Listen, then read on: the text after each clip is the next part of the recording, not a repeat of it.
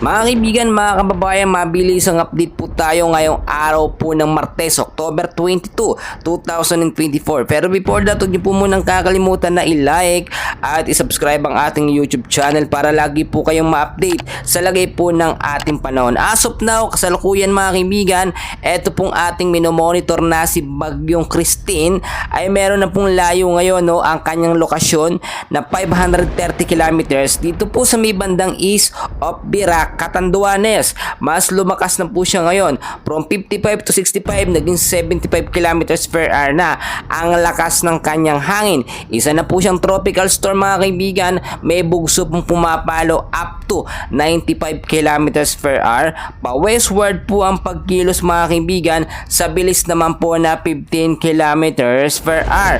So mga kaibigan, mga kababayan, nakataas na rin po ngayon, no, ang storm signal number 1 dito po sa may bandang Luzon, no. Ito pong storm signal number 1 ay may lakas po ng hangin na 39 to 61 kilometers per hour.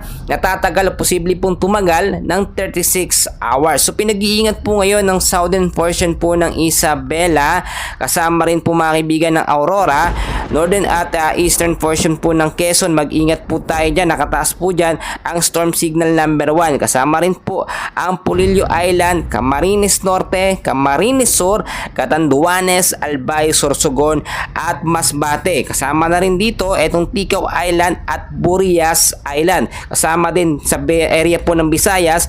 Ito naman pong Eastern Samar, Northern Samar, Leyte, Biliran at Southern Leyte. Tignan nyo mabuti mga kaibigan, na dahil nga po nakataas ang storm signal number 1, asahan po natin sa mga lugar na aking binanggit ang posibleng banta po ng pagbabaha sa mababang lugar at landslide naman po sa mga landslide prone area. Habang humahampas po ang lakas ng hangin, ito nga po si Bagyong Christine, pinag-iingat na po ngayon, paulit-ulit na binabalaan ang area po ng Bicol Region, Eastern Visayas at ito pong Cagayan at Isabela. Kasama rin po dyan ang northern portion po ng Luzon sa malawakan nga pong posibleng banta or malakas na epekto nito nga pong si Bagyong Christine. Inaasahang mas lalakas pa po, no, ang bagyo bilang tropical storm, at ngayon nga po isa na itong tropical storm at inaasahan pagdating po ng Miyerkules at Huwebes hanggang Biyernes, ito po yung magiging isang typhoon category. Hindi naman po nakikitaan ng potential na maging isang super typhoon dahil po pagpatak po ng araw ng linggo ng umaga, ito tuluyan na po lalabas ng ating Philippine Area of Responsibility. Magkagayon man, binabalaan po pinaghahanda ang bawat isa dahil Martes pa lamang, ilang araw po mananatili sa loob ng Philippine Area of Responsibility natin.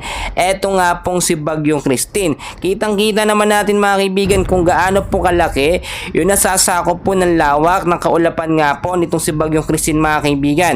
Especially po ang malaking parte ng Luzon, yan po talaga yung pinaka naaapektuhan ngayon ng malawak na pag-uulap. Do yung trap po ng hangin, no, or trap po or yung extension po ng Bagyong Christine, yung mas sobrang nakakaapekto dito nga po sa Luzon, especially sa Metro Manila.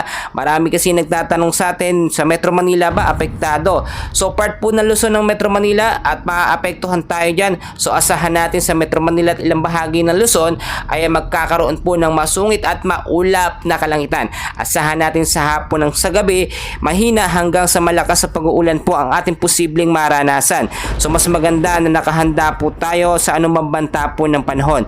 Inaasahan din po ngayong araw po ng Martes ang area ng Batanes, Babuyan Island, Ilocos Norte, Ilocos Sur, Palawan, Romblon, Aklan, Antique, Negros Island Region, northern portion po ng Cebu, Bohol, Southern Leyte, Zamboanga del Norte, Northern Mindanao, Dinagat Island, Surigao del Norte, Agusan del Norte, Sarangani, Davao del Sur at Davao Oriental ay patuloy po makakaranas ng malawakang pag-uulan dahil na rin po sa banta nga po nitong si Bagyong Christine. Kaya ang sinasabi ko mga kaibigan, dahil nga po meron tayong banta ng bagyo at si Bagyong Christine ay naasahan natin mas lalakas pa or magi-intensifies to ito sinasabi natin Cyber Tropical Storm ay pinaghahanda po ang bawat isa. So marami tayong dapat gawin. Unang-una, manatili po tayong inform at dapat alam po natin ang lagay ng ating panahon. Sa mga lugar po na ating tinitirahan, secure po natin na ating mga ari-arian, mag-imbak ng pagkain, lumikas kung kinakailangan, magkaroon po ng constant communication plan kung anong dapat gawin,